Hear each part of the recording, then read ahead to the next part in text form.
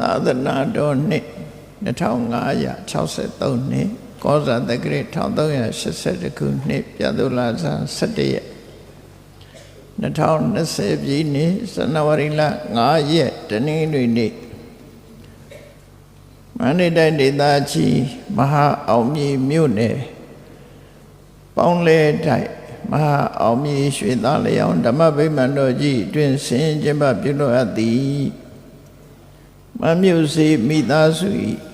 17ကြိမ်မြောက်တရားအလှူတော်ဓမ္မပူဇာအထူးဓမ္မသဘင်ခန္ဓာ၌နှစ်ဖက်မိဘများနှင့်အကိုအမများကိုအမှုထား၍သူဓမ္မမဏိဇောတတရဥအောင်နိုင်ဆွေတိရိသူဓမ္မသိင်္ဂီဒေါ်မြင့်မြင့်ຫນွယ်သာမောင်ဟိန်းသူမောင်ငိမ့်ခန့်ချောတိရိရွှေစဉ်စိန်ရွှေရတနာဆိုင်မိသားစုတို့ဤအမတဒါနဓမ္မဒါနအဖြစ်ဖြင့်ဟောကြားအပ်သောဖရာအစစ်တွေ့ရန်ခြေရန်ခံခြင်းအကြောင်းတရားဒေသနာတော်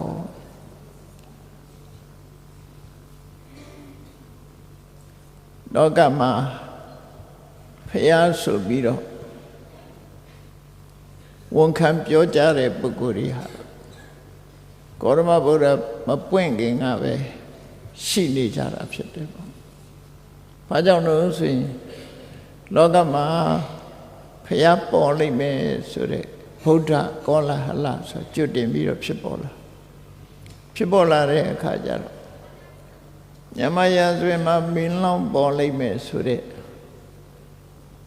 ကောလာဟလကြောင့်သူကလည်းမင်းလောင်းငါလည်းမင်းလောင်းတွေပေါ်ကြတယ်လို့ပဲဖျားဖြစ်ပေါ်လိမ့်မယ်ဗုဒ္ဓဆိုတဲ့ပုဂ္ဂိုလ်ပေါ်ထွန်းလိမ့်မယ်လို့ဆိုတဲ့အခါမှာကိုယ့်ကိုဗုဒ္ဓ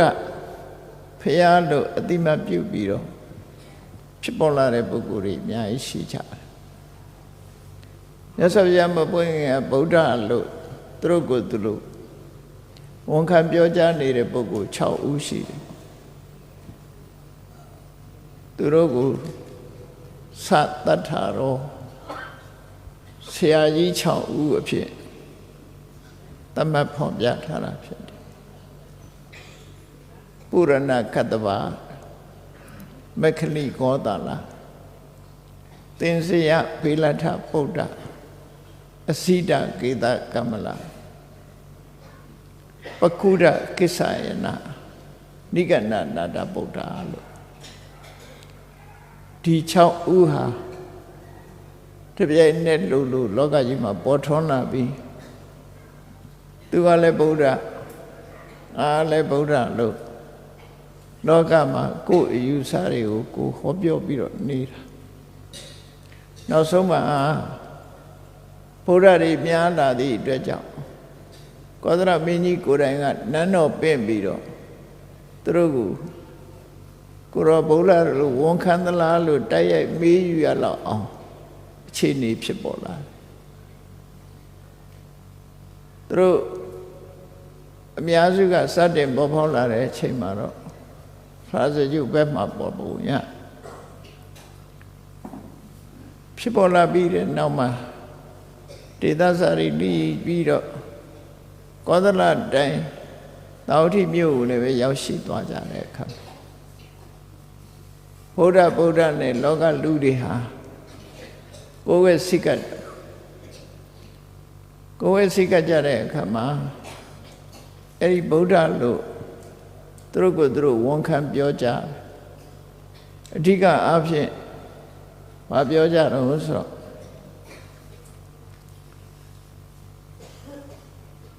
သူတို့ဟာသွားနေရင်ပဲဖြစ်စေရပ်နေရင်ပဲဖြစ်စေအိတ်နေရင်ပဲဖြစ်စေအိပ်ပျော်နေတုန်းပဲဖြစ်စေနိုးနေတုန်းပဲဖြစ်စေသူတို့ရဲ့အရာခတ်သိမ်းကိုသိတဲ့မြင်တဲ့ညာဏထသနာလို့ခေါ်တဲ့သဗ္ဗညုတဉာဏ်တော်ကြီးဟာအမြဲတမ်းရှိနေတယ် omnipresent လို့ခေါ်တယ်အလုံးသိတဲ့ဉာဏ်ကြီးဟာအမြဲတမ်းရှိနေတယ်လို့ဝန်ခံပြောကြတယ် လက်ခံတဲ့လူတွေရှိတယ်လို့လက်မခံတဲ့ပုဂ္ဂိုလ်တွေလည်းရှိတယ်ပေါ့တဘာဝအဖြစ်ကြည့်မယ်ဆိုရင်ဖြစ်နိုင်တဲ့အကြောင်းမရှိတာဘာလို့ဆိုရင်အိပ်ပျော်နေတော့လေဒီဉာဏ်ကြီးရှိနေတယ်ဆိုတာကြတော့ဒါတဘာဝကိုလွန်ဆန်းသွားတဲ့သဘောဖြစ်သွားတယ်ပေါ့နော်အဲ့ဒီလိုသာဝရသူတို့အသိဉာဏ်ကြီးရှိနေတယ်လို့ပြောကြတဲ့အထက်မှာကောရမဘုရားပွင့်လာတဲ့အခါကျတော့မြတ်စွာဘုရားကိုလည်းပဲအဲ့ဒီသာဝရသိနေတဲ့အသိဉာဏ်ကြီးသွားနေတော့ထိုင်နေတော့ရက်နေတော့လဲလျောင်းနေတော့အိပ်ပျော်နေတော့နိုးနေတော့သာဝရသိနေတဲ့သဗ္ဗညုတဉာဏ်ရှိတယ်ဆိုတာလက်ခံသလားဆိုကောရမဘုရားကတော့လက်မခံဘူးပြောတယ်ငါလက်မခံဘူးငါအဲ့ဒီဉာဏ်မျိုးရှိတယ်လို့ငါလက်မခံဘူးဆိုအဲ့ဒါကိုကားပြီးတော့နိုင်ငံညာလူတွေကရှောင်းရောင်မှားရောင်ဝါလုပ်ပြီးတော့သဗ္ဗညုတဉာဏ်ရှိသလားလို့မေးတာကိုရသော်ပြလက်မခံတရားရောင်ရေးချတယ်ပေါ့အမှန်ကတော့ဘာပါနေတုံးဆိုအိပ်ပျော်နေတုံးဆိုတာပါတယ်လေအိပ်ပျော်နေတုံးအသိဉာဏ်ဆိုတာဘယ်လိုလုပ်ရှိနိုင်မှာတော့အိပ်နေပါတယ်ဆိုဘဝင်စိတ်ပဲဖြစ်မှာပေါ့နော်အဲ့ဒီယုတ်တိမရှိတဲ့စကားကြောင့်မြတ်စွာဘုရားပယ်ချခြင်းပဲဖြစ်တယ်ပေါ့အဲ့စာပိုက်ကိုဖတ်မိတဲ့ပုဂ္ဂိုလ်တွေကတော့မြတ်စွာဘုရားကိုယ်တိုင်ကတတတံသမိတံပစ္စုပ္ပတ္တိတံညာနာတတနံပစ္စုပ္ပတ္တိတံသာဝရရှိနေတဲ့အသိဉာဏ်ကြီးသူမှမရှိဘူးလို့ပြောတာအဲ့ဒါကိုကြည့်ပြီးမြတ်စွာဘုရားကသဗ္ဗညုတဉာဏ်ကြီးရှိတယ်ဆိုတော့လက်မခံဘူးလို့ဒီလိုဏိကုံးဆွဲတဲ့စကားတွေကတော့မှတ်ကန်မှုမရှိဘူးပေါ့နော်တကယ်ကတော့ဉာဏ်ဆိုတဲ့သဘာဝတရားဟာအသုံးချလို့ရှိရင်သိတာလို့ဆိုလို့ပေါ့မျက်စိတောင်မှမှိတ်ထားရင်ဘယ်လိုလုပ်မြင်မှာမလဲဖွင့်ကြည့်မှမြင်မှာပေါ့သဘာဝမှာဒါဆိုတာလေဒိအိမ်နဲ့ထည့်ထားရင်ဘယ်လိုလုပ်ခုတ်ဖြတ်နိုင်မှာတော့ဒါကလည်းပဲအသုံးချတဲ့အင်အားနဲ့ပေါင်းစပ်မှဖြတ်เสียရှိတာပြတ်လို့ရတယ်သူကသူနေဘယ်လိုလုပ်ပြတ်ဉာဏ်ဆိုတာလေသိကျင်လို့အသုံးချမှအလုံးလုံးမှာပဲဖြစ်တယ်ပေါ့အသုံးမချဘဲနဲ့အလုံးလုံးနေတယ်ဆိုတဲ့ဉာဏ်ဟာလောကမှာမရှိနိုင်နော်မရှိနိုင်သဘာဝလည်းမရှိနိုင်ဘူးတဲ့အဲ့ဒါကိုညင်းပယ်ခြင်းသာဖြစ်တယ်လို့ကောသရမင်းကြီးရဲ့နန်းတော်ရောက်တဲ့အခါကျတော့ဆရာကြီး6ဦးကတော့ဘုရင်ရှိမှတိတိဆိုင်ဆိုင်မိုးလဲမေးလိုက်တဲ့အခါမှာဝိလေကြောင့်မနဲ့ဖြေသွားကြတယ်နော်ဝိလေကြောင့်မနဲ့ဖြေသွားတယ်မြတ်စွာဘုရားအလှည့်ရောက်တော့မြတ်စွာဘုရားနဲ့ဆုံတဲ့အခါမှာလည်းကောသရမင်းကြီးကဒီမေးခွန်းမေးလိုက်တယ်အရှင်ဂေါရမရောဗုဒ္ဓလို့ဝန်ခံမသလားဆိုမြတ်စွာဘုရားကတိတိမတ်မတ်နဲ့တိတိကျကျပွင့်ပွင့်လင်းလင်းဝန်ခံပြောကြပုံကတော့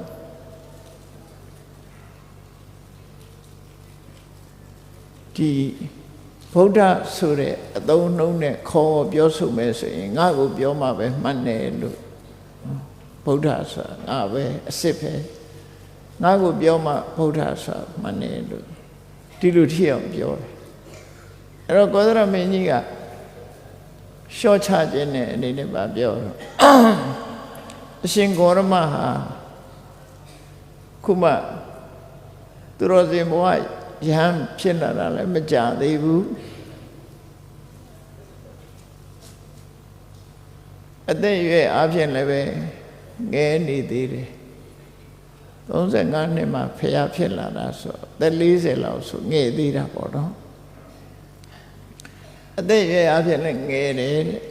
ဟိုတက်ကြီးဝါကြီးထေကြီးဝါကြီးတွေတောင်သူတို့ဗုဒ္ဓလို့မေးတဲ့အခါမှာဝန်မခံရဲဘူးတဲ့အရှင်ဘုရားဘာလို့ဝန်ခံလဲမကျေနပ်တဲ့အနေနဲ့ထပ်မေးတော့မြတ်စွာဘုရားကလိမ္မပန္နစွာ အချက်၄ချက်နဲ့နှိုင်းယှဉ်ပြီးတော့ပြောလိုက်ချက်ကောသလမင်းကြီးကိုပါထည့်သွင်းပြီးတော့ငယ်ပေမဲ့လို့အထင်မသေးသင့်ဘူးဆိုတာတွေကိုပြောတယ်မီးဆိုတာပိုးစိပ်ပြူလောက်မီးလေးဟာမြို့ရရွာတွေကိုမလောင်နိုင်ပါဘူးလို့အထင်မသေးနဲ့လောင်စာနဲ့တွေ့ရင်မီးဘွားလေးကနေစပြီးတော့မီးတော့ကြီးဖြစ်သွားနိုင်အဲ့တော့မီးဆိုတာလည်းအထင်မသေးနဲ့အစိတ်ရှိတဲ့မွေနဲ့ဒီမွေလေးကငယ်ငယ်လေးပဲရှိသေးတယ်ဘာမှမကိုက်နိုင်မှသေးပါဘူးမကိုက်တတ်သေးပါဘူးဆိုပြီးသွားပြီးတော့အထင်သေးပြီးတော့မွေနဲ့သွားပြီးတော့မစော်နဲ့မကစားနဲ့မွေရဲ့အစိတ်ဟာလွန်ပြစ်ထန်တယ်ပေါ့စိတ်တက်ပြီးသေးနိုင်တယ်မင်းသားလေးငယ်ငယ်ရောင်ပေးစုလေးနဲ့သွားပြီးတော့ဘာမှအာဏာမရှိဘူးထင်ပြီးတော့သွားပြီးတော့မကြည်စဲနေတဲ့အာဏာရလာလို့ရှိရင်သူကမင်းပြစ်မင်းတန်တင့်သွားစေနိုင်တယ်အရေးယူခံရတတ်တယ်ဒါကောသလမင်းကြီးရဲ့နှလုံးသားကိုထိအောင်ထည့်ပြောတာဟုတ်လဲဟုတ်တယ်နော်ထို့တူပဲနောက်ဆုံးမှာသူတော်စင်သမဏပုဂ္ဂိုလ်တွေကိုအသက်ငယ်သေးတယ်ဆိုပြီးတော့အထင်မသေးသေးဘူးလို့တရားဓမ္မသိတဲ့အသိဉာဏ်အရာမှာကြီးတာငယ်တာနဲ့မဆိုင်ဘူးကိုချင်းတရားနဲ့ပတ်သက်တဲ့အခါမှာလည်းပဲအသက်ကြီးတာအသက်ငယ်တာနဲ့မဆိုင်ဘူးဆိုပြီးတော့ရှင်းပြအဲ့မှာကောသလမင်းကြီးကလက်ခံသွားတယ်ပေါ့နော်အဲ့တော့လောကမှာသူလည်းဖရာငါလည်းဖရာနဲ့ပြောကြတဲ့အထင်ပဲတမန်အဖြစ်အဲ့ဒီလိုအပြောတိုင်းလက်ခံကြမလားဘုရားဝတ္တနိုင်ငံမှာဘုန်းကြီးတို့တွေငယ်စဉ်ကလေးကဖရာဆိုတာကောရောဗုဒ္ဓကိုပဲလက်ခံထားကြတာဖြစ်တယ်အဲ့လိုလက်ခံထားတဲ့အခါမှာဖရာဟုတ်ကဲ့လားအစစ်မှန်ရောဟုတ်ကဲ့လားတို့ကိုးကွယ်နေတဲ့ဖရာဟာတကယ်ကိုသဗ္ဗညုတဉာဏ်တော်ကြီးကိုရပြီးအမှန်တရားတွေကိုဟောလို့တရားတွေကိုလမ်းမှန်ကိုဖော်ပြနိုင်တဲ့တရားဖရာကိုတကယ်ဟုတ်ကဲ့လားလုံလောက်တဲ့အသိဉာဏ်ရှိတဲ့ပုဂ္ဂိုလ်တကယ်ဟုတ်ကဲ့လားစဉ်းစားချင်မှစဉ်းစားမယ်ဘုရားဘာသာတွေအနေနဲ့နော်မစဉ်းစားကြမစဉ်းစားပဲနဲ့မိယိုးဖလားအနေနဲ့အလွယ်တကူပဲလက်ခံလိုက်ကြတယ်လက်ခံလိုက်ကြလိမ့်မယ်လို့ထင်သို့တော့မြတ်စွာဘုရားလို့တကယ်တထစ်ချယုံကြည်ပြီးတော့လက်ခံဖို့ရအတွက်စစ်ဆေးရလိမ့်မယ်အကြောင်းရှာလိမ့်မယ်အကြောင်းအကျိုးသိနေရောမှလက်လူတွေကကိုယ်ဝယ်တဲ့ရွှေကြတော့မှတ်ကြောက်တင်ပြီးတော့ကြည်တယ်လေရွှေစစ်သလားမစစ်ဘူးလားအည်သွေးကောင်းသလားမကောင်းဘူးလားနော်အဲ့တိုင်းမဟုတ်ရင်ဘယ်သူမှဝယ်မှာမဟုတ်ရွှေဆိုင်နေရွှေမစစ်ဘယ်သူမှဝယ်မှာမဟုတ်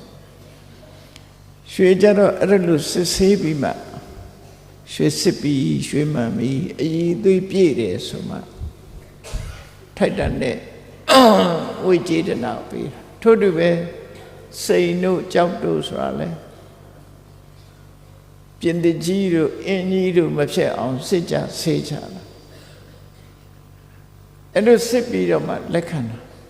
ဖရာရောအဲ့လိုစစ်ပြီးမှလက်မခံတဲ့ဘူးလားနော်ဖရာဆိုတာနဲ့ကိုယ်ွယ်လိုက်ကြမလားအဲ့ဒါနဲ့ပတ်သက်ပြီးတော့ဒီကနေ့မှတ်သားနိုင်ယူကြည့်အောင်ဖရာအစစ်တွေ့ဖို့ခြေရခံရမယ်ခြေရခံတဲ့နည်းကိုပြောဖရာအစစ်ဟုတ်မဟုတ်ခြေရခံပြီးတော့ကြည့်ရဆိုလိုတာကစင်ခြေရတွေ့ရုံနဲ့ဒီစင်ကြီးဟာတကယ်ကြီးမားတဲ့ဆင်မြောင်ကြီးလို့လက်ခံလို့မရသေးဘူးလေစင်ခြေရတွေ့ပြီးတော့ဆင်ကောင်ကြီးထီအောင်တွေ့မှဆုံးဖြတ်လို့ရမှာပေါ့ တချို့ကျတော့ဆင်ကောင်ကြီးတွေ့နေတဲ့ဆင်ချေရလိုက်ရှာနေကြတာလည်းရှိသေးတယ်နော်ခဏခဏဆင်ကြီးမြင်နေပြီးမှခြေရကြည့်အောင်မယ်ဆိုပြီးတော့ခြေရလိုက်ရှာအဲ့တော့ဆင်မတွေ့သေးခင်ကတော့ခြေရခံရမှာတတ်သေးကြတယ်တွေ့ပြီးမှတော့ခြေရခံတယ်မှမလို့တော့တာနော်ရသော်ပြကိုယ်တိုင်ကဒီသုတ်တံကိုဟတ္ထိပဒောပမဆိုပြီးဟောတာရှိဟတ္ထိပဒဆိုတာဟတ္ထိဆိုတာဆင်ပဒဆိုတာခြေရဥပမာဆိုတာနှိုင်းရှင်ပြီးတော့ပြတာဆင်ခြေရခြေရခံပြီးတော့ဆင်ကြီးရဲ့အရွယ်အစားဆင်ရဲ့ပုံမှန်တဏ္ဍာကိုလက်ခံကြရလိုက်ရှာကြခြေရနဲ့လိုက်ပြီးတော့ဆင်ကောင်ကြီးတွေ့မှဆင်ဆိုတာသိကြတယ်ဆိုတာဆုံးဖြတ်ကြတယ်အဲ့တော့လူပဲဖယားစစ်တွေ့ဖို့ခြေရခံနည်းကိုမြတ်စွာဘုရားဟောဒီသုတ်တံလေးဖြစ်လာပုံကလည်းစိတ်ဝင်စားစရာကောင်းတယ်သူကတာဝတိမြို့ကပဲဇာနုသောဏိဆိုတဲ့ပုံနာကြီးကဇာနုသောဏိဆိုတာဘုရင်ရဲ့ယာဓုပရောဟိတ်ယာဓုကိုခေါ်တယ်လို့ဆိုတယ်ဇာနုသောဏိဆိုတဲ့ဘုရင်ရဲ့ပရောဟိတ်ပုံနာကြီးကခန်းခန်းနာနာနဲ့ရှေးခေတ်ကတော့မော်ရမြင်းနဲ့ကာကြီးတွေမရှိသေးဘူးမြင်းလဲကိုအလှဆင်ပြီးတော့စီးလေးစီးထားရှိတယ်မြင်းလဲဟာအကောင်းဆုံးပဲအဲ့ဒီခေတ်ကမြင်းကိုစီးပြီးတော့လူတွေဟာကိုယ့်ရဲ့ချမ်းသာကြွယ်ဝမှုလူထင်ကြီးစရာတွေကိုပြလေးရှိကြတယ်တထေးတကြွယ်တွေဟာမြင်းထားမြင်းလဲကိုစီးပြီးတော့ပြကြတယ်အဲ့ဒီဇာနုသောဏိဆိုတဲ့ပုံနာကြီးကတလမှာတစ်ခါတော့သူကမြို့ရှိုးပြတယ်သူရဲ့ချမ်းသာကြွယ်ဝမှုမြို့သူမြို့သားတွေကိုပြ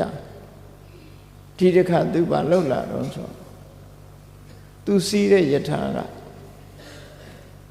ဝေသားတွေနဲ့ကွတ်ထားတဲ့ယထာအဲ့ဒီယထာကိုဆွဲတဲ့မြင်းတွေကဆွဆွဖြူနေတဲ့မြင်းတွေအဖြူရောင်နေသူကိုယ်တိုင်ကလည်းခေါင်းမောင်းတဲ့အဖြူဝတ်စုံကလည်းအဖြူမြင်းတွေကိုအမတ်တင်ညာပေးတဲ့ကြာဘောကလည်းအဖြူအလုံးဟာလူတွေကလည်းတညီတဲ့အဖြူရောင်ဝတ်စုံနေနဲ့သူ့အချမ်းရံပြိတ္တတွေလည်းအဖြူရောင်ဝတ်စုံအလုံးဟာဖွေးဖွေးလှုပ်တော့အဖြူရောင်ဝတ်စုံနေနဲ့တညီတဲ့ဝတ်ပြီးသူ့အိမ်ကနေထွက်မြို့ပတ်တယ်မြို့ပတ်ကြည့်ရှေးခေတ်ကချမ်းသာကြွယ်ဝတဲ့ယာဓုဂုဏ်သိမ်းကြီးတဲ့ပုဂ္ဂိုလ်တွေဟာသူတို့ရဲ့အရှိန်အဝါတစ်ခုကိုအဲ့ပုံစံနဲ့လှည့်လည်ပြီးတော့ပြလို့ရှိတာတိုင်ကန်လှည့်လဲတယ်လို့ဒီလိုခေါ်တာပေါ့နော်တိုင်ကန်လှည့်လဲတယ်အဲ့ဒီလိုလှည့်ရင်းကနေပြီးတော့မြို့တောင်ပဲပေါက်ရောက်တဲ့အခါမှာတောင်အရက်စူးစူးကနေပြီးတော့ပရပိုက်တူလာနေတာအဲ့ဒီပရပိုက်ကလည်းသူ့ရဲ့နာမည်ကပီလောတိကာလို့ခေါ်တယ်အဲ့ဒီပီလောတိကာဆိုတဲ့ပရပိုက်ကဇေရွန်ကျောင်းဘက်ကနေသူပြန်လာတာပြန်လာပြီးတော့မြို့ထဲကိုဝင်လာတယ်ဇာနုသောဏိပုံနာကြီးကပရပိုက်ကိုလေးစားတယ်လေးစားသည့်အတွက်ကြောင့်စတင်ပြီးတော့သူကနှုတ်ခွန်းဆက်လိုက်တာယထာဘောကနေပြီးတော့နှုတ်ခွန်းဆက်တယ်ဟန္တကုတောနုပုံဝိဆာယနောအာဂိစတိတိဝတိဝတ္တသူတိုင်ကန်းလှည့်လှည့်ပြီးတော့ပြတဲ့အချိန်ကလည်းပဲလူတွေအားလုံးထင်သာမြင်သာရှိတဲ့နေ့လေအချိန်မှပြတာနော်မနေ့ဆိုရင်လည်းအိယာမထားတဲ့လူကရှိသေးတယ်လေအဲ့ဒီလူတွေမတွေ့လိုက်မှဆိုလို့နေ့လေမှပြအဲ့တော့နေ့လေကြီး သူသွားတဲ့လမ်းကြောင်းမှာပိလောတိကဆိုတဲ့ပြပိုင်မြင်တော့ပိလောတိကပြပိုင်ရဲ့အနွယ်ကဝိဆာယနာအနွယ်ဒါမှမဟုတ်အနွယ်နဲ့ပဲနာမည်ခေါ်လို့ရှိကြတယ်သူတို့စီဟန္တကုတောနုဘဝံဝိဆာယနောအဂိစတိဒီဝတာနေ့ရဲ့နေ့ဆိုတာနေ့လေအချိန်အခုနေ့လေအချိန်ကြီးမှာတဲ့အရှင်ဝိဆာယနာဖေကများကြွလာတာတော့လို့ရှင်ကြီးဝေရနှုတ်ဆက်စကားပြောလိုက်တယ်မေးလိုက်တယ်အဲ့လိုမေးလိုက်တဲ့အခါကျတော့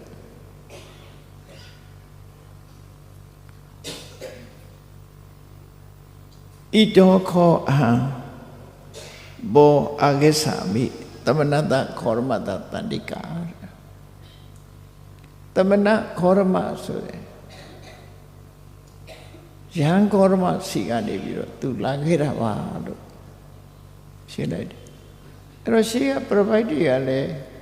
မြတ်စွာဘုရားကိုလေးစားတဲ့ပုဂ္ဂိုလ်တွေဘာသာမတူပေမဲ့လို့ဘုရားကိုကြည်ညိုကြတယ်လေးစားကြတယ်နော်မြတ်စွာဘုရားရဲ့ပညာကိုအသိမှတ်ပြုကြတယ်သူကလည်းဇေရုံအကြောင်းကနေပြီးတော့မြတ်စွာဘုရားနဲ့တွေ့ပြီးတော့ပြန်လာတာဖြစ်လို့ဘယ်ကပြန်လာတော့လို့မေးတဲ့အခါအခုပဲသမဏကောရမနဲ့တွေ့ပြီးပြန်လာတယ်လို့ပြောတယ်တွေ့ပြီးပြန်လာဆိုအဲ့ဒီမှာသာနုသောတိပုံနာကြီးကထပ်မေးတယ်တံကိမိညတိဘဝဝိဆာနောသမဏတခောရမတပညာဝေယတိယပန္တိတောမိညိသူပြောလိုက်တဲ့စကားလေးကငါပြောတော့ဆိုအရှင်ဝိဆာယနာဘလို့ထင်မှသလဲတဲ့ယဟန်ကောရမရဲ့လိမ္မာကျွမ်းကျင်မှုအသိပညာရဲ့အရည်ချင်းနဲ့ပတ်သက်ပြီးဘလို့ထင်မှသလဲပညာရှိလို့ယူဆပါသလားရှင်ကောရမစိတ်သွားတယ်ဆိုတော့ရှင်ကောရမရဲ့ပညာအရည်ချင်းကဘလို့လဲပညာအရည်ချင်းကဘလို့လဲရှင်ကောရမကိုလေးစားတိုက်တဲ့ပညာရှိတဲ့ပညာရှင်လို့များယူဆပါသလားအဲ့စကားလေးတွေကနေသူတို့စလာတာနော်အဲ့လိုမေးလိုက်တဲ့အခါကျတော့ကောသဟံဘောကောသသမဏတခောရမတပညာဝေတိယယံသာနိတ္တာမိယဟန်ကောရမရဲ့ပညာအရည်ချင်းကိုသိရလောက်အောင်ကျွန်ုပ်ကဘာမို့လဲတဲ့မြတ်စွာဘုရားကိုသူဘယ်လောက်လေးစားတယ်ဆိုတာပြောတာယဟန်ကောရမရဲ့ပညာအရည်ချင်းကိုသိဖို့အတွက်ကျွန်ုပ်ကဘာမို့လဲယဟန်ကောရမပညာအရည်ချင်းကဘယ်လောက်တိုင်းတာမို့လဲပမာစကားမှလည်းပြောတယ်ငါကဘာမို့လဲသူကဘာမို့လဲဒါငါအရည်ချင်းနဲ့ယဟန်ကောရမရဲ့ပညာကိုသိနိုင်ပါမလားလို့သူပြောတာနော်ကောသဟံဘောကျွန်ုပ်ကဘယ်လိုအဆင့်တန်းမို့လဲယဟန်ကောရမရဲ့ပညာအရည်ချင်းကရောဘယ်လိုအဆင့်တန်းမို့လဲဆိုလိုတဲ့အဓိပ္ပာယ်ကဒီသူ့အဆင့်နဲ့ယဟန်ကောရမရဲ့ပညာအရည်ချင်းကိုမသိနိုင်ဘူးလို့ပြောကြတယ်နော်ဟာငါဘာမို့သိရမှာလဲဒီလိုဆိုလိုတယ်ငါဘယ်လိုတော်လို့သိနိုင်မှာလဲဒီလိုဟာမျိုးယဟန်ကောရမရဲ့ပညာအရည်ချင်းကိုငါဘာမို့သိနိုင်မှာလဲပြောပြီးတော့သူကသောပိနုနတာတိသောယေဝသမဏတကောရမတပညာဝိတိယစာရေးစာနေယဟန်ကောရမကိုပညာယဟန်ကောရမရဲ့ပညာအရည်ချင်းကိုသိတဲ့ပုဂ္ဂိုလ်ဟာယဟန်ကောရမလို့ပုဂ္ဂိုလ်ကပဲသိနိုင်မှာပေါ့ဟုတ်တယ်မြင့်မို့တောင်ကြီးကိုတိုင်းနေမြင့်မို့တောင်ကြီးလောက်မြင့်တဲ့ဝလုံးလို့အမှာပေါ့တိုင်းเสียလို့အမှာပေါ့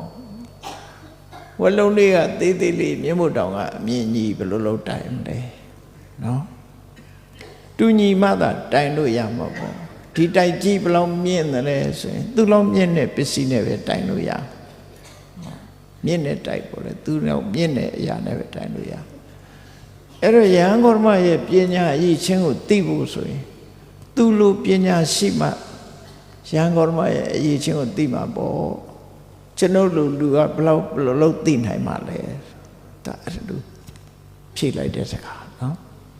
ကျွန်ုပ်တို့လူကဘယ်လိုလုပ်ပြီးတော့ယဟန်ဂေါတမရဲ့အရေးချင်းကိုသိနိုင်မှာလဲဆိုတော့သန္ဓုတုန်နိပုံနာကြီးကအရှင်ဝိဇာယနာယဟန်ဂေါတမကိုတကယ်ကို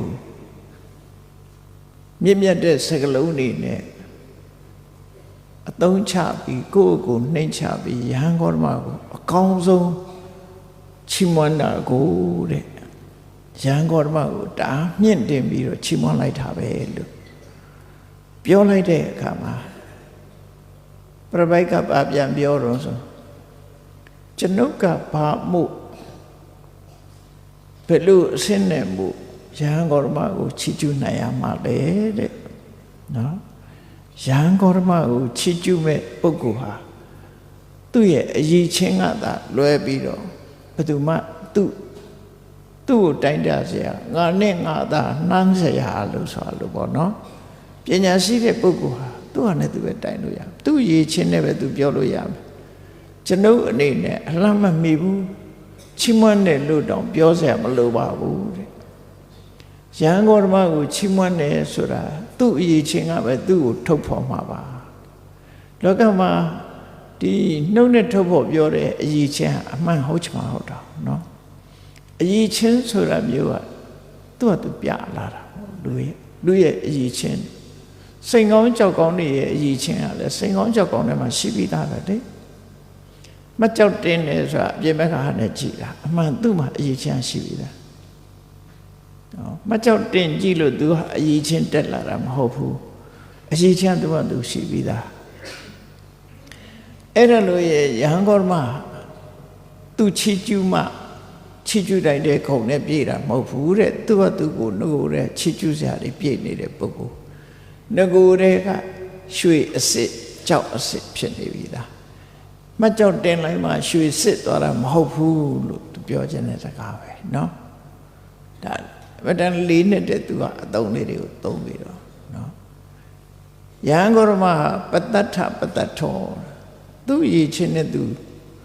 ချီးမွမ်းတာပါကျွန်တော်လူကဘယ်လိုလုပ်ချီးမွမ်းနိုင်မှာတော့ချီးမွမ်းတယ်လို့ဘယ်လိုလုပ်ပြောနိုင်မှာတော့တနည်းအားဖြင့်အဓိပ္ပာယ်ဖွင့်စားတာယဟန်ဂေါတမချီးမွမ်းခံရတဲ့ပုဂ္ဂိုလ်တွေကထပ်ဆင့်ချီးမွမ်းတဲ့ပုဂ္ဂိုလ်ပါလို့ဆိုလိုတယ်ချီးမွမ်းခံရတဲ့ပုဂ္ဂိုလ်သူဆိုလိုတဲ့အဓိပ္ပာယ်ကကောသလတိုင်းကလူတွေကကောသလဘုရင်ကြီးကိုချီးမွမ်းကြတယ်မဂရတိုင်းကလူတွေကဗိမိတရမင်းကြီးကိုချီးမွမ်းကြတယ်ကိုယ်ခေါင်းဆောင်ကိုချီးမွမ်းကြတယ်နတ်တွေကတရားမင်းကြီးကိုချီးမွမ်းတယ်ပြမတွေကလည်းမဟာပြမကိုချီးမွမ်းတယ်ဆိုပါစို့သူဟာနဲ့သူအလိုချီးအဲ့ဒီလိုချီးမွမ်းခံရတဲ့ကောသလမင်းကြီးကဘုရားကိုချီးမွမ်းတယ်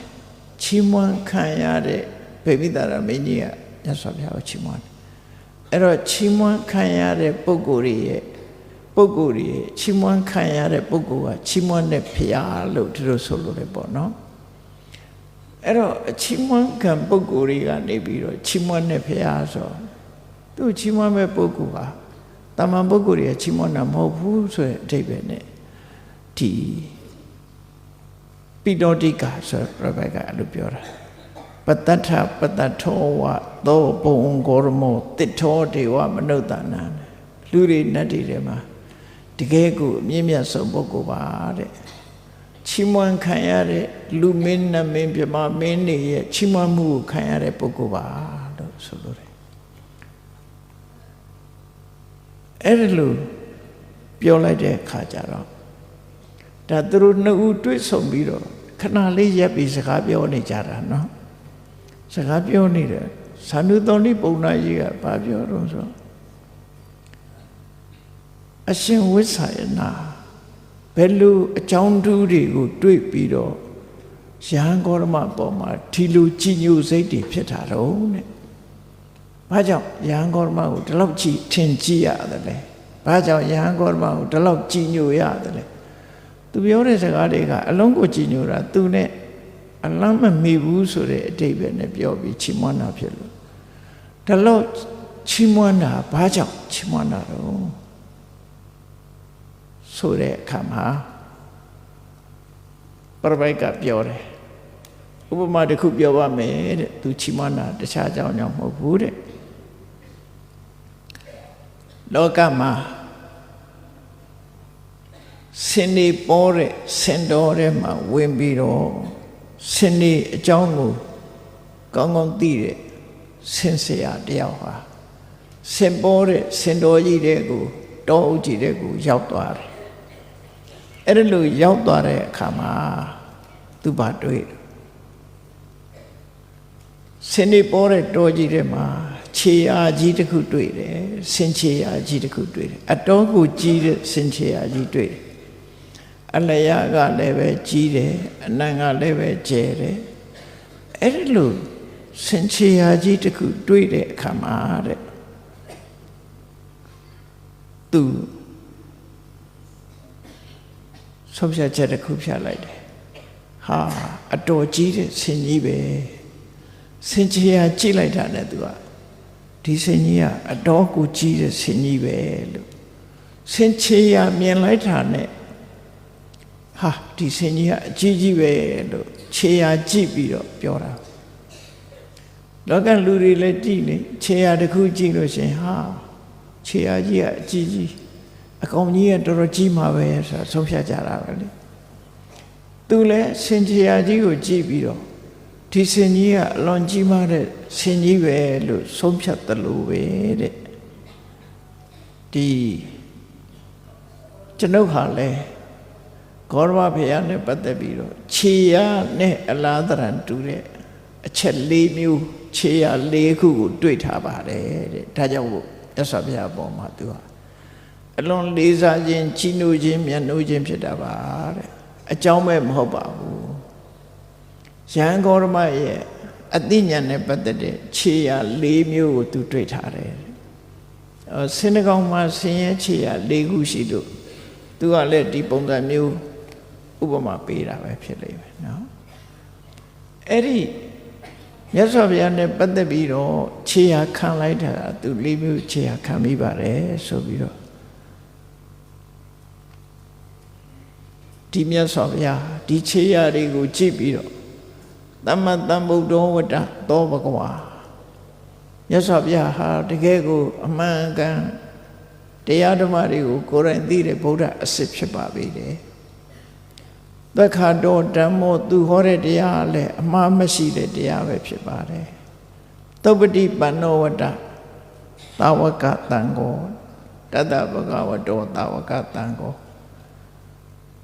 အဲ့ဒီမြတ်စွာဘုရားရဲ့တပည့်တွေဟာလည်းပဲလုံးဝမှတ်ကနဲ့အကျင့်ကိုကျင့်တဲ့ပုဂ္ဂိုလ်တွေပဲလို့ယရဏသုံးပါးနဲ့ပတ်သက်ပြီးဆုံးဖြတ်ချက်ချနိုင်တယ်ဒီအချက်၄ချက်ခြေရာကိုကြည့်ပြီးတော့သူဟာဖရာအစစ်တရားအစစ်တန်ခါအစစ်ဆိုတာကိုယရဏသုံးပါးရဲ့အစစ်မှန်ကိုသူသိရှိတာဖြစ်ပါတယ်အယမ်းမဲ့မဟုတ်ဘူးဒီပြပိုက်ကနော်ဖရာကိုသူဒီလိုကြီးညိုတာဟာအယမ်းမဲ့မဟုတ်ဘူးမြတ်စွာဘုရားနဲ့ပတ်သက်ပြီးတော့ဖရာအစစ်ဆိုတာသူလက်ခံယုံကြည်တာဟာဟောဒီခြေရာကြီး၄ခုကိုသူတွေ့ထားလို့ပဲဆိုပြီးအဲ့ဒီခြေရာကြီး၄ခုပြောတဲ့အခါမှာမလို့ပြောတော့ဆိုသူ့ရဲ့အတွေ့အကြုံညကိုရောမြတ်စွာဘုရားပွင့်လာလို့ဒေသတစ်ခုခီးကြွတော့မယ်တရင်တွေကကျွတ်တင်ပြီးတော့ပြန့်နှံ့ဂေါတမဗုဒ္ဓကြွလာလိမ့်မယ်သမဏဂေါတမလာလိမ့်မယ်ဆိုတာအိန္ဒိယနိုင်ငံမှာရှိတဲ့စနဗရ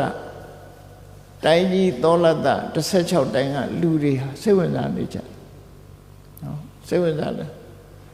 မန္တလေးလာမယ်ဆိုမန္တလေးကလူတွေစိတ်ဝင်စားမှာပေါ့နော်ရန်ကုန်တိုင်းသွားရင်ရန်ကုန်တိုင်းကလူတွေစိတ်ဝင်စားအဲ့လိုတိုင်းဒေသအသီးသီးမှာရှိကြတဲ့လူတွေဟာ ဂေါရမဗုဒ္ဓဘုရားကြွလာလိမ့်မယ်ဘယ်နည်းပဲရဲ့လာလိမ့်မယ်ဆိုတာစိတ်ဝင်စားကြတယ်တာမန်ပုဂ္ဂိုလ်တွေကတော့တွေ့ခြင်းနဲ့ဖူးခြင်းနဲ့ကြော့ခြင်းနဲ့ဒီစိတ်လောက်ပဲရှိတယ်အဲ့ထက်မဲ့အသိဉာဏ်ကျွယ်ဝတဲ့ပုဂ္ဂိုလ်တွေယာရုကြီးတဲ့ပုဂ္ဂိုလ်တွေကတော့ဂေါရမဗုဒ္ဓနာမည်ကြီးလာတယ်စัญญနဲ့မိဂုံးနေမေးမယ်ဆိုရင်လူတွေကလည်းပါသေးတယ်နော်ဗုဒ္ဓဟုတ်မဟုတ်တကယ်အရေးချင်းရှိတဲ့ပုဂ္ဂိုလ်ဟုတ်မဟုတ်သိချင်ကြဒါကြောင့်မို့ဒေသတစ်ခုသွားပြီဆိုရင်အေဒေသကိုအုပ်ချုပ်တဲ့ခတ္တိယဆိုတဲ့ပညာရှိတွေခတ္တိယပန္တိတ်လို့ခေါ်တဲ့မင်းမျိုးမင်းနွယ်တွေကပညာရှိပုဂ္ဂိုလ်တွေဟာကြွတင်ပြင်ဆင်ကြတယ်ဂေါရမဗုဒ္ဓလာရဲ့ဒီမေးခွန်းနေမေးမယ်ဆိုရင်မေးခွန်းပု္ပ္ပာတွေကြွတင်ပြင်ကြတယ်အဲ့ဒါလို့ကြွတင်ပြင်ဆင်ထားတဲ့မေးခွန်းတွေအနှစ်နဲ့အလားလားကနေပြီးအမျိုးစုံနေအောင်ငါဒီလိုမေးရင် तू ဘယ်လိုဖြေမယ်ဘယ်လိုဖြေရင်ဘယ်လိုပြန်ပြီးတော့ထားကောက်မယ်ဆိုတာတွေကအစမြတ်စွာဘုရားကိုပညာစမ်းကျင်တဲ့မိဂုဏ်တွေအများကြီးဆင်ထားကြတာသူတို့ဒေသတစ်ခုရောက်တိုင်းအဲ့လိုစောင့်ကြိုနေကြတာမိဂုဏ်တွေနဲ့အေးမြတ်စွာဘုရားတကယ်ကြွလာလို့ပိဋကကြီးကခေဥကျဆိုလို့မြတ်စွာဘုရားကအဲ့ဒီပိဋကကြီးကိုတရားဟောတယ်ပိဋကနဲ့ဆုံးတွေ့ပွဲမှာတရားဓမ္မတွေကိုဟောပြောတယ်ဆုံးမတယ်အဲ့ဒီလိုတရားနာလိုက်ရတဲ့အခါမှာခုနမေကွန်မေးမယ်လို့မောင်းတင်လာတဲ့ပုဂ္ဂိုလ်တွေကကုတ်သွားကြမေးတော့မြတ်စွာဘုရားကိုမေးခွန်းနေနဲ့မေးမယ်ဆိုပြီးတော့လှုပ်တဲ့ပုဂ္ဂိုလ်တွေကမေးလို့စိတ်တွေခံသွားပြီသူတို့မေးမဲ့ဟာတွေကအပေါ်စားတွေဖြစ်သွားပြီဟောလိုက်တဲ့တရားတွေကိုနားလိုက်တာနဲ့မမေးရတော့ဘူးတချို့လည်းမမေးရပဲနဲ့ကြောက်သွားတယ်အဲ့ဒီမှာအထက်ကရာဆရာကြီးကအကြောင်းပြထားတာပါပြထားတော့ဆို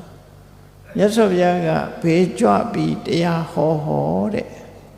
တရားနာပရိသတ်ကြီးကိုမေတ္တာဖြန့်ပြီးတော့ဟောတယ်မေတ္တာပို့ထားတယ်ပေါ့အလုံးချမ်းသာကြပါစေတရားဓမ္မအတိရကြပါစေလို့မေတ္တာပို့မေတ္တာစိတ်နဲ့လွှမ်းခြုံထားတဲ့အခါကျပိဋကအလုံးပေါ့မြတ်စွာဘုရားဟောလိုက်တဲ့တရားပေါ်မှာကျင့်납သွားကြတယ်သူတို့ရန်လုံးမဲ့ပုဂ္ဂိုလ်တရားမှမရှိတော့ဘူးနော်မေးမယ်ဆန့်ကျင်မယ်ပြောမယ်ဆိုပုဂ္ဂိုလ်တရားမှမရှိအဲ့လိုမေတ္တာဓာတ်နဲ့လည်းဟောတယ်ဟောလိုက်တဲ့တရားလည်းအကြောင်းနဲ့အကျိုးနဲ့စိတ်နေအောင်ရေပက်မဝင်အောင်ဟောထားတာဆိုတော့အဲ့ဒါတွေကိုနားလဲရတဲ့ပုဂ္ဂိုလ်တွေဟာအသိဉာဏ်တွေပို့ပြီးတော့ကိုမသိတာတွေသိလာတယ်သိပြီးသားတွေပို့ရှင်းသွားတယ်ဆိုတဲ့အခါကျမိဂုံလေးတွေအသာပြန်သိမ့်ပြီးတော့မြတ်စွာဘုရားကိုဗုဒ္ဓံတရဏံကိစ္ဆာမိဓမ္မံတရဏံကိစ္ဆာမိဆိုဘုရားကိုယ်ဝေစိကထာကိုရှောက်ကြပြီးတော့ဒီတိုင်းပြန်သွားကြတယ်ဘယ်သူမှမိဂုံတွေမမေးဘူးတဲ့အဲ့ဒါခြေရတစ်ခုပဲအဲ့ဒါလို့ခတ္တိယပန္တိတ်တို့ဆိုတဲ့တကယ်ပညာရှိတွေကမြတ်စွာဘုရားကိုမေးခွန်းမေးမယ်ဆိုပြီးလာတဲ့လူတွေဟာမမေးဘဲနဲ့ကျင့်납ပြီးပြန်သွားကြတာဟာဒါဂေါရမဗုဒ္ဓရဲ့အကြီးချင်းကြောင့်ပဲဆိုတာဒီခြေရာကိုကြည့်ပြီးတော့သူဟာဆုံးဖြတ်တာပါလို့ပြောဒါတမန်ပုဂ္ဂိုလ်မဟုတ်ဘူးကြည့်တကယ်ဒိဋ္ဌိကျဲပညာရှိရဆိုပြီးမေးခွန်းမမေးရတော့ဘူးဆိုတော့သူကဘုရားရဲ့အသိဉာဏ်ကိုသူခံမှန်းပြောကြလို့ရသွားနော်ထို့တူပဲခတ္တိယပန္တိတ်လို့ဆိုတဲ့ဒီအမျိုးကလူတွေသာမဟုတ်ထိုခေတ်ကဝေရာကျမ်းဂန်ကိုသင်ယူနေကြတဲ့ပြမနာမျိုးရိုးကပြမနာပန္ဒိတ်ဆိုတဲ့ပုဂ္ဂိုလ်တွေကလည်းပဲဒီတိုင်းပဲမိဂုဏ်နေမေးဖို့ကြံရွယ်ထားကြတယ်တရားဝဲလာတရားနာလိုက်တဲ့အခါကျင့်납ပြီးဘယ်သူမှမမေးဘူးဥပဒကအဖြစ်ခံယူပြီးအိမ်ပြန်သွားကြတယ်ဂဟပတိပန္ဒိတ်လို့ခေါ်တယ်တာမန်ကုံတဲ့ကုံရောင်းကုံဝဲလုပ်ပြီးတော့စားတဲ့တမန်ပုဂ္ဂိုလ်တွေဟာလည်းပဲဒီတိုင်းပဲသူတို့ထဲမှာခတ်ဆွဆွာပညာရှိတဲ့ပုဂ္ဂိုလ်တွေဟာလည်းပဲဂေါရမဗုဒ္ဓလိုက်မေးခွန်းနေမေးမယ်ဆိုပြီးတော့ပ ပြင်းစင်လာခဲ့ကြတာတရားလေးလည်းနာပြီးရောဘယ်သူမှမမေ့တော့ဘူးပြန်သွားကြတယ်အဲ့ဒါဟာကြီးမားတဲ့ခြေရာကြီးတွေကိုတွေးရှိခြင်းပဲအဲ့ဒီအချက်တွေကိုကြည့်ပြီးတော့သူဟာဂေါရမဗုဒ္ဓရဲ့ပညာအရေးချင်းကိုအကဲခတ်မိပါတယ်ဒါကြောင့်မို့ကြည်ညိုတယ်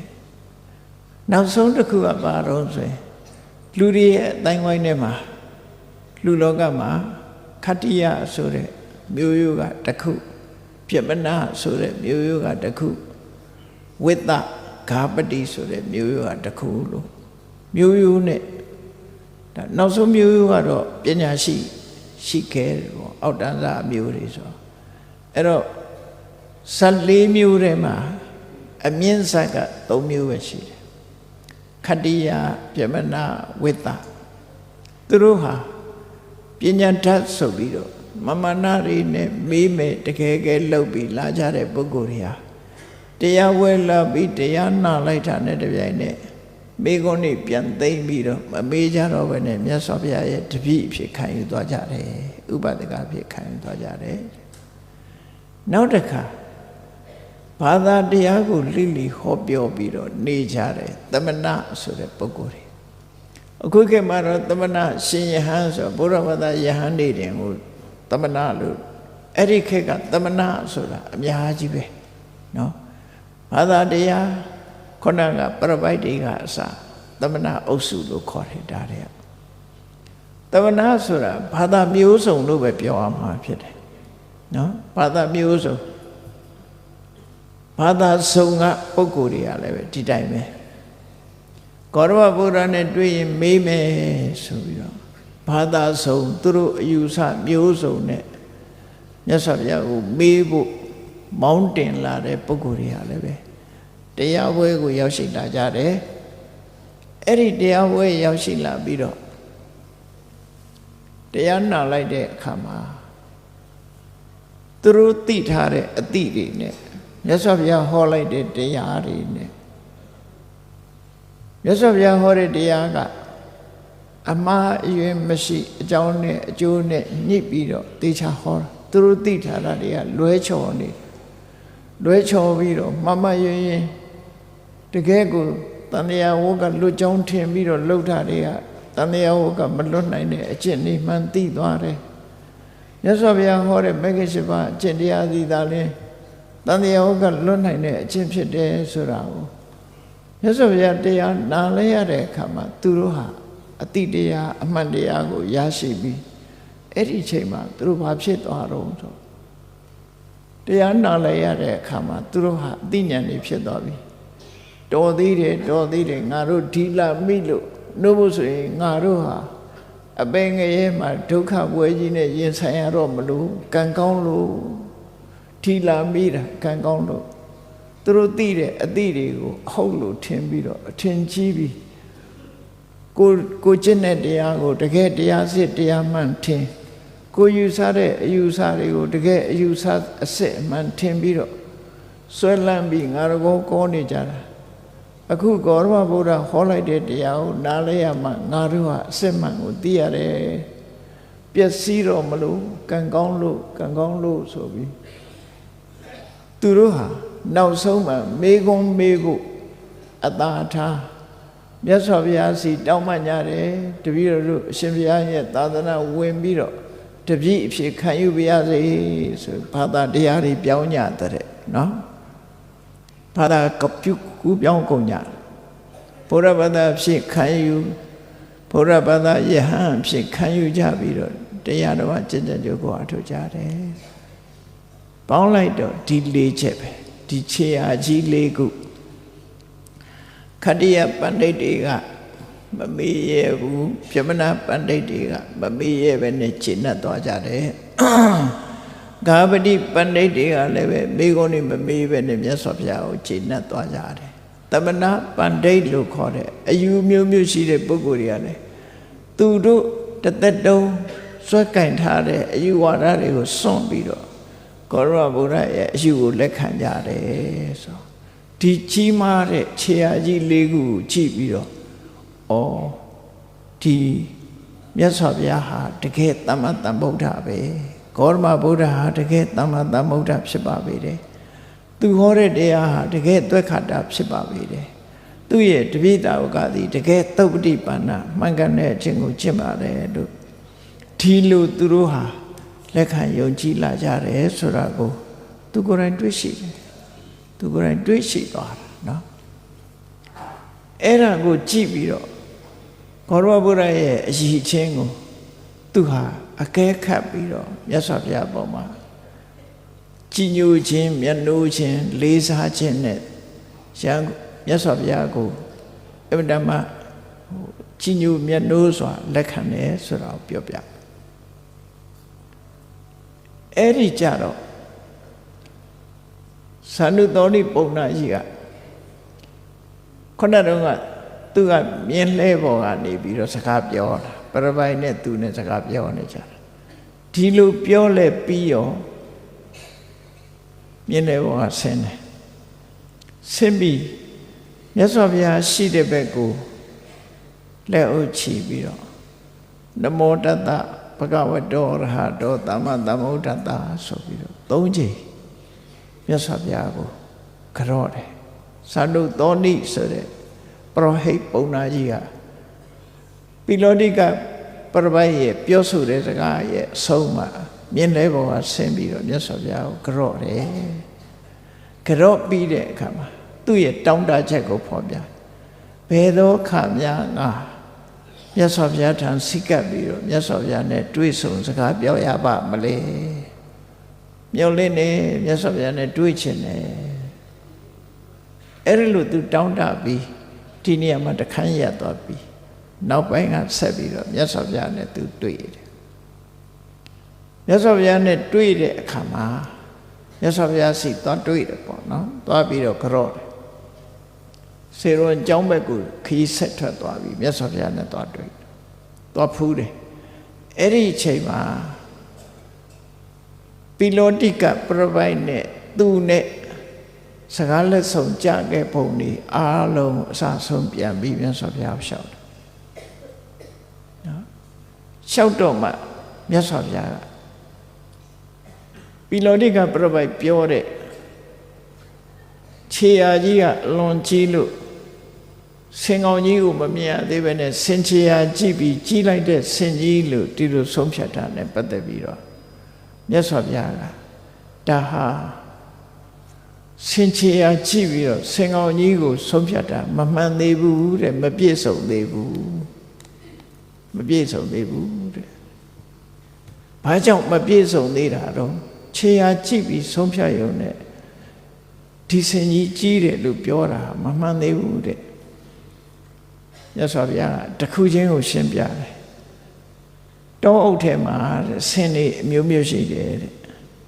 နံပါတ်1ဆင်တစ်ကောင်ကဝါမဏိကာဆိုတဲ့ဆင်မတွေရှိတယ်ခြေရာကြီးတွေအကြီးကြီးတွေဒါပေမဲ့သူကဖိုက်ပူနံကခြေတော်ကြီးရတာကြီးတာအရာကတလောက်ကြီးမထွားဘူးတဲ့ဒီဆင်အမျိုးအစားလည်းရှိသေးတယ်ဝါမဏိကာဆိုဆင်မတွေရှိသေးတယ်တဲ့ခြေရာကြီးကိုကြည့်လိုက်မယ်ဆိုရင်တကယ်ဆင်ကြီးလို့ထင်ရတယ်တကယ်သွားကြည့်တဲ့အခါကျတော့ပုကွာကွာဖိုက်ကာကအဲ့ဒီဝါမဏိကာဆိုရပုကွာကွာဖိုက်ကာကနဲ့ခြေရာကြီးကအကြီးကြီးဒီလိုဆင်မျိုးလည်းဖြစ်နိုင်တယ်ခြေရာကြည့်ပြီးဆင်ကြီးကြီးတယ်လို့ဆုံးဖြတ်ချက်ချတာမမှန်ဘူးတဲ့အဲ့ဒီဆင်မျိုးရှိသေးတယ်နောက်ဆင်တစ်မျိုးကတော့ဘာရှိတော့ဆိုဥစ္စာကာလရိကာဆိုတဲ့ဆင်မျိုးတွေလည်းရှိသေးတယ်တဲ့အလွန်အယံမြင့်ပြီးကာလရိကာဆိုဆင်မမျိုးရှိတယ်တဲ့အဲ့ဒီဆင်ကလည်းပဲခြေထောက်အလွန်ကြီးတယ်သူကဘာထူးလို့ဆိုခြေထောက်ကြီးတာကြီးတာအကောင်ကတလောက်မရှိဘူးအစွဲကြတော့လေတွေ့ဘူးကြလိမ့်မယ်သူ့အစွဲကတစ်ချောင်းကအပေါ်တက်နေတစ်ချောင်းကအောက်ဆိုင်ဟောဆွဲကအစွဲဆုံးကနှစ်ခုရှင်ပြီးတော့သွားတာမဟုတ်ဘူးဆင်ဆွဲတစ်ချောင်းကအပေါ်ကောက်ပြီးတော့ဆင်ဆွဲတစ်ချောင်းကအောက်နှိပ်နေအဲ့ဒါကိုကာလရိကာဆင်လို့ခေါ်တယ်အစွဲကိုကြည့်ပြီးခေါ်တာသူလေခြေတော်ကြီးကအလွန်ကြီးတယ်ဒါပေမဲ့ဆင်ပြောင်ကြီးမဟုတ်ဘူးတဲ့ ခြေရာကြည့်လိုက်လို့ရှိရင်အဲ့ဒီလိုဆင်မာမျိုးလည်းဖြစ်တတ်သေးတယ်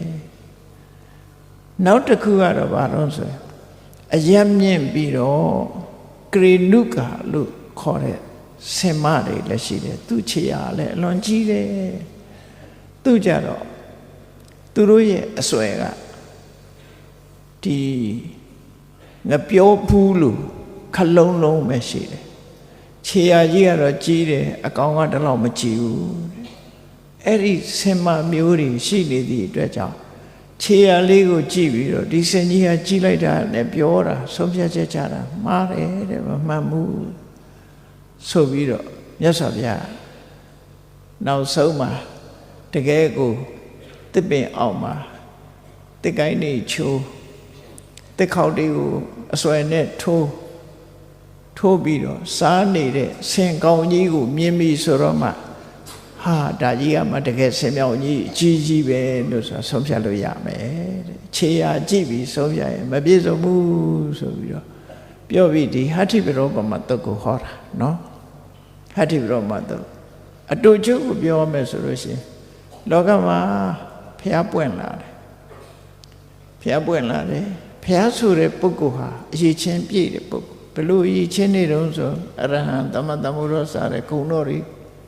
အဲ့ဒါတွေနဲ့ပြည့်စုံတယ်လောကကြီးကိုကိုယ်တိုင်သိပြီးတော့အမှန်တရားကိုဟောပြောနိုင်တယ်ဟောပြောတဲ့အတိုင်းပဲဒီကိုယ်တိုင်သိပြီးမျက်မှောက်ပြုပြီးအစအလယ်ဆုံးအ내ဒိဗ္ဗေနဲ့ပြည့်စုံတဲ့တရားတွေကိုဟောတယ်ဒီမြင့်မြတ်တဲ့ကျင့်စဉ်တွေကိုထုတ်ဖော်ပြသတယ်ဆိုတဲ့တရားတွေကိုဟောတယ်အဲ့ဒါလိုဟောလိုက်တဲ့အခါမှာတရားကိုနားလဲရတဲ့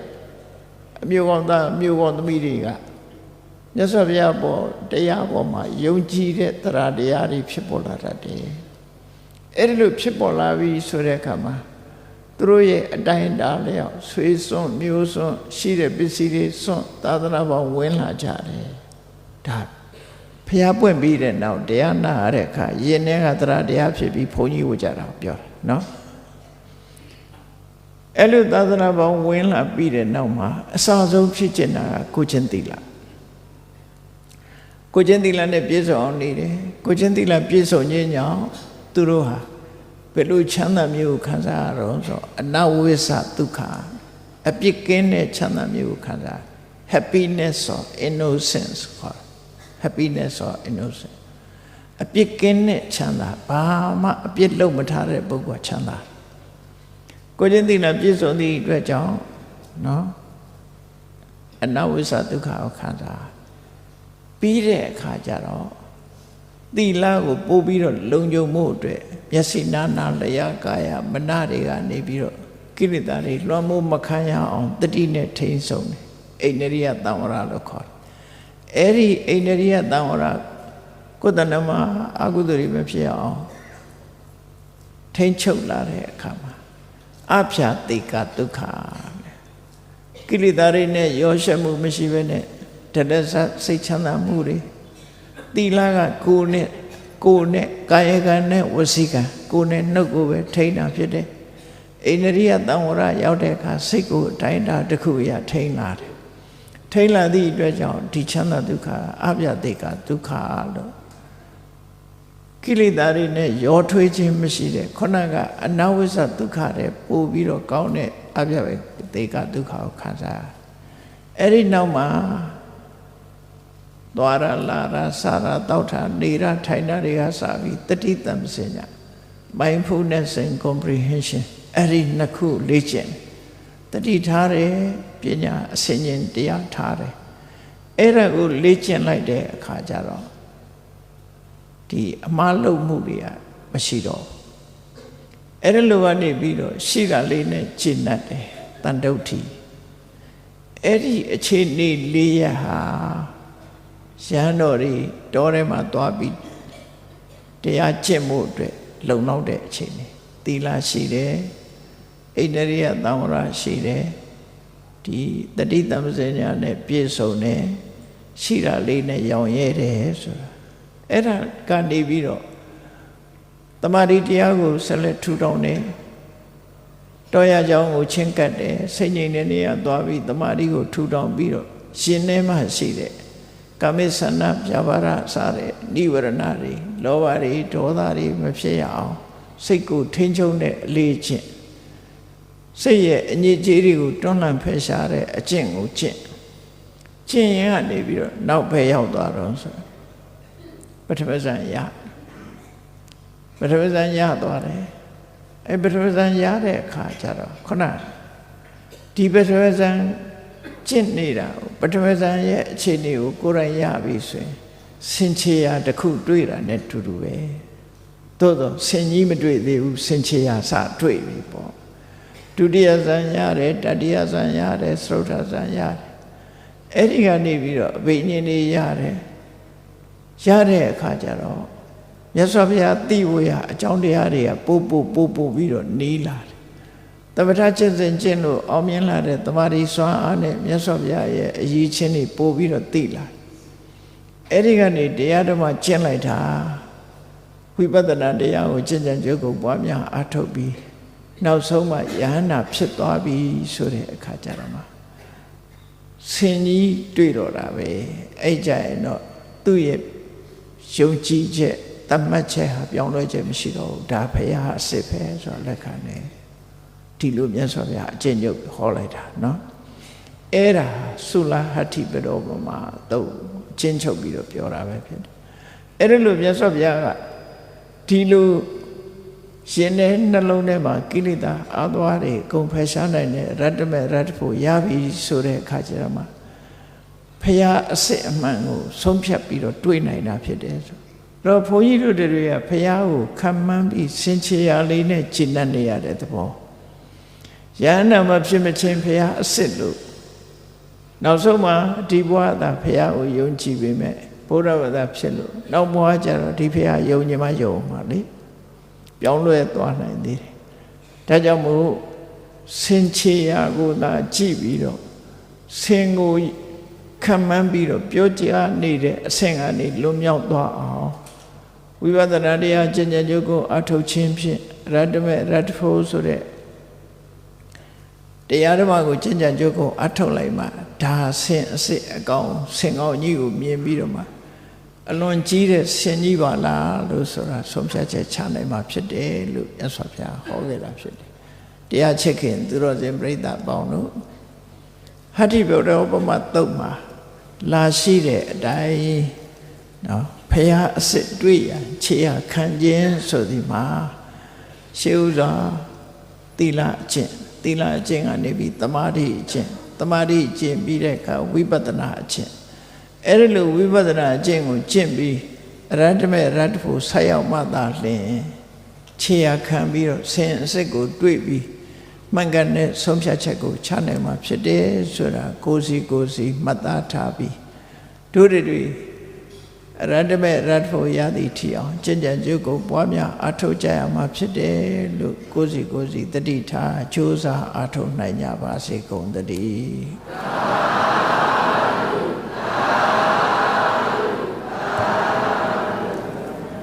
မေတ္တာပို့ရအောင်တတ္တဝါများစွာဤယံကွာချမ်းသာကြပါစေတတ္တဝါများစွာဤယံကွာချမ်းသာကြပါစေမေတ္တာဤချမ်းငါဖြံဉ္ဉံကြပါစေမေတ္တာဤချမ်းငါဖြံဉ္ဉံကြပါစေသက်ရှိကျမ်းမာစိတ်ချမ်းသာလူရဆန္ဒပြေပါစေသက်ရှိကျမ်းမာစိတ်ချမ်းသာ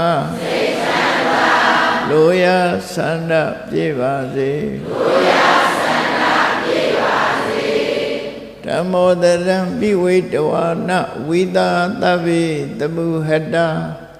အာဇရမရတိတိဘာဝံနိဗ္ဗာနံယန္တုတာရော ဓမ္မောတရံလောဘဒေါသမောဟစိတ်တောကင်းပြောက်ကြည်အေးတရားစေကိုပိဝိတဝဝန္တာရှင်ပြတောက်ကြရနာကြရကုန်သောကြောင့်ဝိသတဗေပူဇာညနှောင်ကိလေသာဆေယတောဟုသမျှတို့သည်သမုဟတပိဉ္ကြဘက်တွင်ရေမတင်တဲ့ကဲ့သို့ကင်းစင်လွင်ပြောင်းပေးမရောက်အောင်ပဲဖြောင်းအကုန်သည်ဟွန်တုစင်စစ်မသွေဖြစ်ကြပါစေကုန်သတည်းအာဇရမရံအိုခြင်းလဲကွာနာခြင်းလဲကင်းသိခြင်းလဲရှင်းထသောတိတိဘောကိလေသာဟုဖုခတ်သိကင်းခြင်းရာအစစ်ဖြစ်ပေထသောနိဗ္ဗာန်နိဗ္ဗာန်ဟုခေါ်အေးမြူတော်သို့သာရောတရားချစ်ခင်စိတ်ကောင်းဝိညာသူတော်စင်များတို့သည်ရန်သူပါရမီအစဉ်စဉ်မြင့်နေမြင်၍မလင့်ပုံသေးဆက်ရောက်တော်မူကြပါစေကုန်သတည်း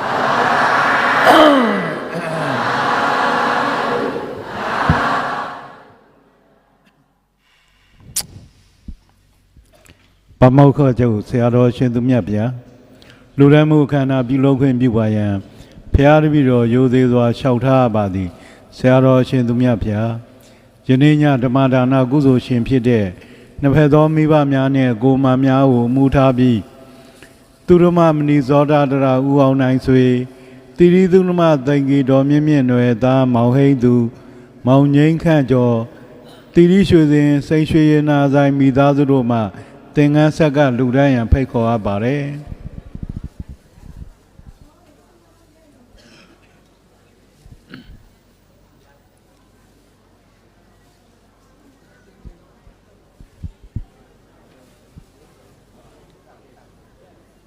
ဒါတို့ခေါ်ဆိုကြပါခင်ဗျာ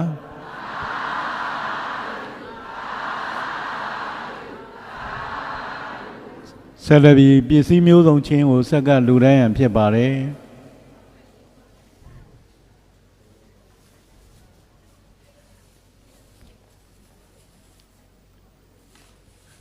ဒါတို့ခေါ်ဆိုကြပါခင်ဗျာ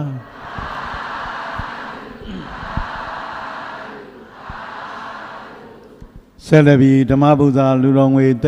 350ဆက်ကလူတန်းရန်ဖြစ်ပါတယ်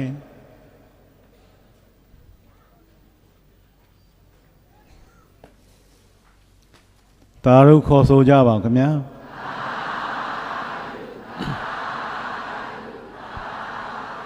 ဆက်လက်ပြီးပါမောက္ခချုပ်ဆရာတော်ဘုရားကြီးရဲ့မြေစီမပရိပရာစင်တာပရိပတ်တိရိပ်သာဆံကြောင်းတော်ဆောက်လုပ်ရန်အတွက်တရမအကျိန်လူတော်ငွေ320ဆက်ကလူတန်းရန်ဖြစ်ပါတယ်300ဆက်ကလူတန်းရန်ဖြစ်ပါတယ်200ပါဒါတို့ခေါ်ဆိုကြပါခင်ဗျာ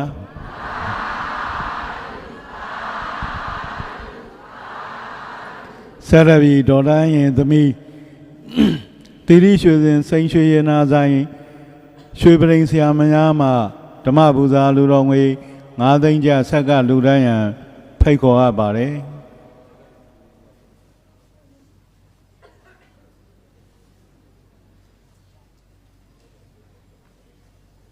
ဒါတို့ခေါ်ဆိုကြပါခင်ဗျာ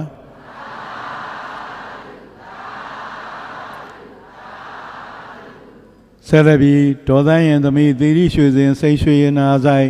မျိုးသမီးအယောင်းဝန်ထမ်းများမှဓမ္မပူဇာလူတော်ငွေ9သိန်းကျဆက်ကလူတန်းရန်ဖိတ်ခေါ်အပ်ပါတယ်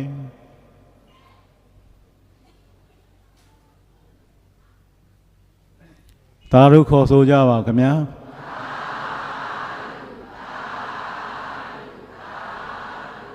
ဥက္ကမောင်ထွန်းဒေါ်တင်တင်ထေး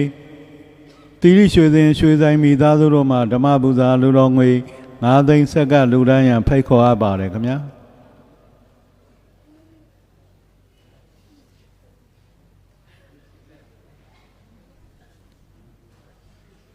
ဒါတို့ခေါ်ဆိုကြပါခင်ဗျာ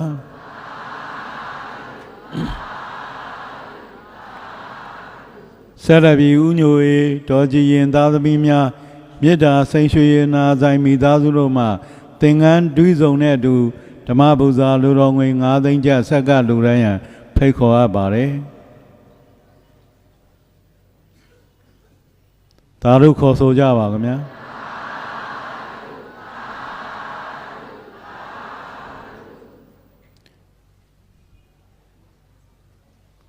သာဓုခေါ်ဆိုကြပါခင်ဗျာ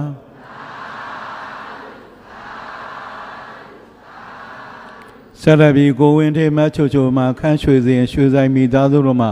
ဓမ္မပူဇာလူတော်ငယ်သသိန်းကျဆက်ကလူတိုင်းရန်ဖိတ်ခေါ်အပ်ပါတယ်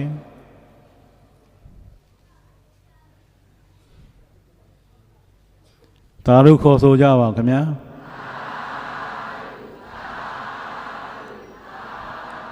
ဆက်လက်ပြီးဦးတင်ဝင်းတော်ညိုညိုလာကုံစတိုးမှာဓမ္မပူဇာလူတော်ငွေသသိန်းကျဆက်ကလူတိုင်းရန်ဖိတ်ခေါ်အပ်ပါတယ်ဒါလားဆက်လက်ပြီးသာဓုခေါ်ဆိုကြပါခင်ဗျာ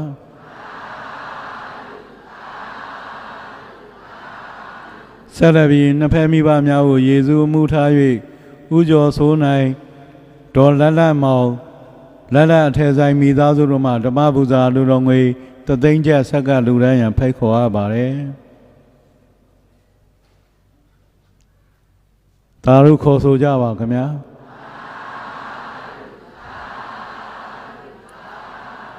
ဆက်လက်ပြီးဥမိုးသူရဒေါ်အေးခိုင်မိသားစုတို့မှဓမ္မပူဇာလူတော်ငွေသသိန်း5000ကျပ်ဆက်ကလူတိုင်းရန်ဖိတ်ခေါ်အပ်ပါတယ်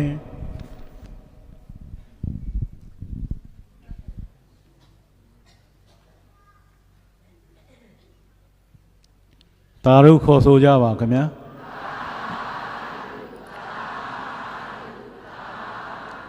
ဆက်လက်ပြီးဦးချွန်ကြီးဒေါ်ချိုချိုဆန်းမီလီယံကိုစိတ်ရွှေရနာဆိုင်မိသားစုတို့မှဓမ္မပူဇာလူတော်ငွေသသိန်းကျဆက်ကလူတိုင်းရန်ဖိတ်ခေါ်အပ်ပါတယ်တန်လေးနန်းမှာအများကောင်းမှုလန်းသာဓုခေါ်ဆိုကြပါခင်ဗျာ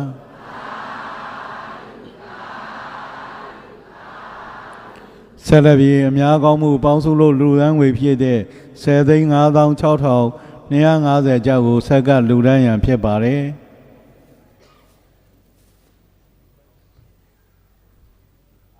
သာဓုခေါ်ဆိုကြပါခင်ဗျာ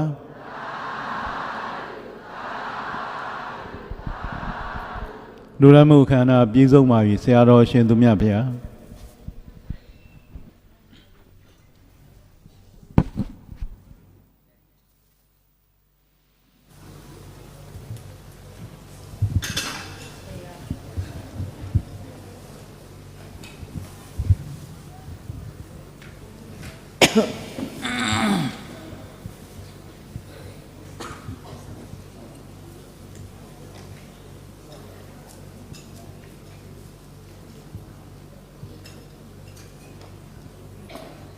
အားလုံးဆိုကြမှာကဲအရှင်ဖယားဘု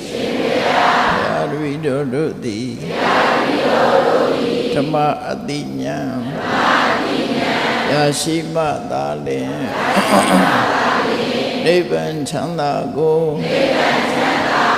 ရမောပြုနိုင်ပါသောကြောင့်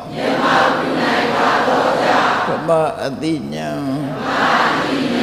ရရှိစေရန်ရှိသမျှလျက်ဓမ္မသဘင်ရှင်ကျင်ပါပြုလို့ကြ၍အမတဒါနာဓမ္မဒါနာတရားအလှူတော်ကိုပေးလူကြပါကုန်၏တရားတော်မြတ်ကိုယုတိလေးမြတ်စွာမမတ်သာသာအာယုန်ထားလျက်အာကြကြပါကုန်၏တရားတော်မြတ်ကိုတတ္တဗဝတ္ထုအစုစုတို့ဖြင့်ပူဇော်ကြပါကုန်၏ယနေ့ယခုအထုပ်ပြုလုပ်ကြရသောတရားဟောရခြင်းဓမ္မဒေသနာတရားနာရခြင်းဓမ္မသဝနာတရားတော်ကိုပေးလူရခြင်းဓမ္မဒါနာ တရားတော်ကိုပူဇော်ရခြင်းဓမ္မပူဇာကုသိုလ်စေရနာဖြာပြတို့သည်ဒုက္ခခတ်သိချုပ်ငြိမ်းရမှန်ယနိဗ္ဗာန်ဤအကြောင်းထောက်ပံ့ဖြစ်ပါစေသာရှင်ဖရာဤကောင်းမှုဤအဖို့ဘာကကိုအမိအဖာအဖို့အဖွာဆရာသမားမဆ၍ကဘာသူကဘာသာလူနတ်မြမတတဝမြတ်တို့အားမြတ်အမြတ်ဝေငါပါကုန်၏ကုသိုလ်အမြတ်ကိုယ်စီရကြကုန်သည်ဖြစ်၍ကိုယ်စိတ်နှဖျားချမ်းသာကြသည်ဖြစ်ကြပါစေကုန်သတည်း